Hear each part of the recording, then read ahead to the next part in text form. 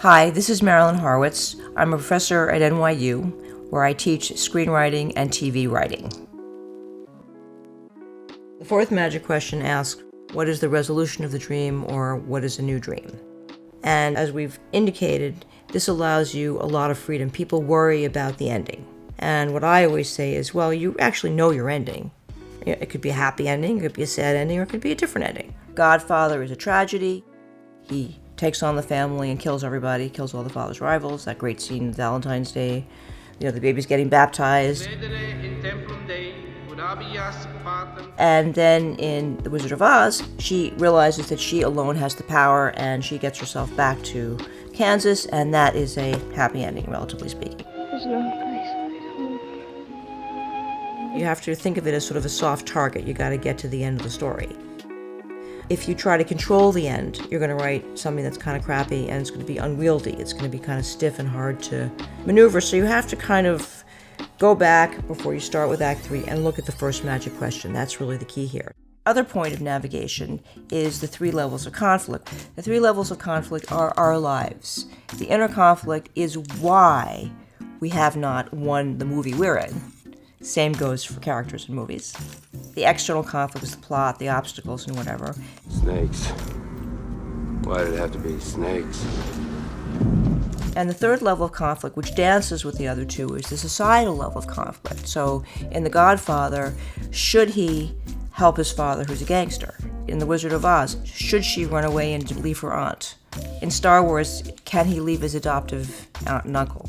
And we desperately need to understand this is a critical part of storytelling, because otherwise we can't relate to the characters. And that's why very often in movies, when you're dealing with stories, and it's very important, is you need to have your villain or your obstacle drive the story, because we're all nice people just trying to maintain the status quo. I can't get involved.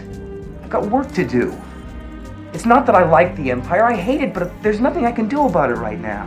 So this is a trick. And once you understand that whichever level of conflict you're not focusing on in the other 3 parts of this structure, that's the part that you use. And then we go back to the beginning, and in the first act of The Wizard of Oz, what are we dealing with? We're dealing with societal, Miss Gulch has power. We're dealing with inner, Toto won't behave. And then the outer conflict is that Auntie M can't prevent Miss Gulch from taking the dog. That's for the sheriff to decide. Here's his order allowing me to take him, unless you want to go against the law. And now we have to resolve those 3 issues in Act 3. So what we've got in Act 3 is she doesn't have any power, she can't stop Toto. We get her some power. So she's killed off the witch, so she's 1 down. Now who's the other obstacle? Professor Marvel, who's the bad mentor. So now he again gives her bad information, he gives everybody a medal but her, and he can't send her home. And this is where she was. The society wouldn't support her. Auntie M couldn't stop Miss Gulch. So Dorothy has to figure out how to get herself home with the help of the mentor. So you see there's a setup and a payoff. In Star Wars, the Death Star killed his family. Clearly, he's got to resolve that. And at the end of Act 2, Part 2, because he has gone through the ordeal and has to step up and be the hero, the reward, the secret knowledge, are the plans to the Death Star. So Act 3 is concerned now with him bringing down the Death Star. You're all clear, kid. Now let's blow this thing and go home.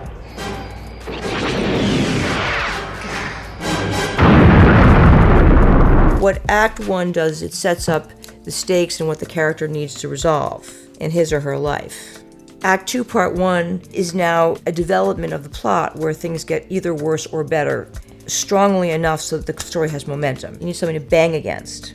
Act 2, Part 2. What you have is you have to now identify what your main character values the most and put that at risk. So instead of worrying about your Act 3 now, the question is, what is the resolution of the dream? So you go back and you look at the first act, and whatever those 3 or 4 things that you have set up, you have to resolve. So Act 3 is straightforward.